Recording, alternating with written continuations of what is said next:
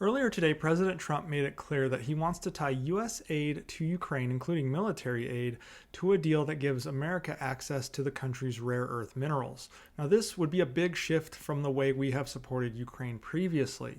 Instead of just sending aid for security and defense to uphold Western values, etc., Trump is pushing for something in return now. Access to valuable resources that are crucial for technology and defense. Now, rare earth minerals are used in everything from smartphones and electric cars to advanced military equipment.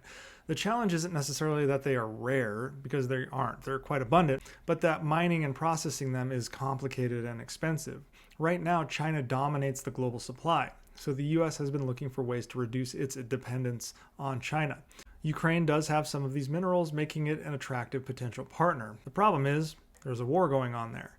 Now, Trump's announcement signals a new, more transactional approach to U.S. support for Ukraine, and actually more than likely across the globe, as we've seen USAID have its funding shut off, at least temporarily. Not sure what the future of the agency is at this point either. But Trump pointed out that America has contributed more to Ukraine's defense than European countries. And while that is true when looking at individual European countries, it's not when looking at Europe as a whole. Europe has provided $90 billion in aid.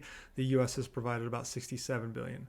But now Trump is saying that future aid should come with something in return. He also suggested that Ukraine is open to this kind of agreement, though the Ukrainian government hasn't officially confirmed that. Now, this idea could have major ripple effects beyond just the US and Ukraine. If the US locks in access to Ukraine's rare earth minerals, it could shake up the global supply chain and challenge China's dominance in that industry.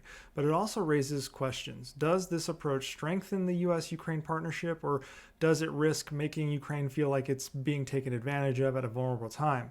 Does Ukraine even care at that point if it means they continue to receive lethal aid from the United States? Also, Trump campaigned on not sending any more aid to Ukraine because he said it leads to more death, and he just wants to end death. So this would be a pretty significant reversal, because obviously if we lock in the rights to their minerals, we need Russia not present. And that would mean providing enough aid to eject Russia from Ukraine, which I'm all for, but nonetheless, not exactly on par for what he was saying in the campaign. Now, Russia hasn't officially responded yet, but Moscow likely won't be thrilled about the U.S. securing access to Ukraine's natural resources, nor Ukraine receiving more U.S. aid. If this deal moves forward, Russia might see it as another sign that Ukraine is aligning more closely with the West, which would likely see Putin galvanize his desire to take Ukraine in its entirety, no matter the cost. So Russia likely will step up attacks, especially on infrastructure related to mining and resource extraction, as an FU to the United States, so to speak. He would view them as strategic targets to keep the US out.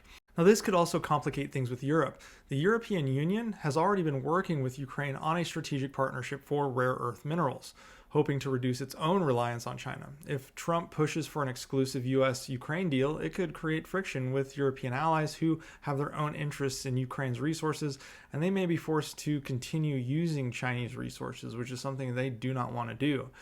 Back in the US, Trump's proposal is bound to spark some debate. Some will see this as a smart move that ensures American taxpayers get something out of US aid. Others will argue that using military and economic support as a bargaining chip for resources goes against our values and the idea of helping allies in need, especially when upholding Western norms against a geopolitical foe.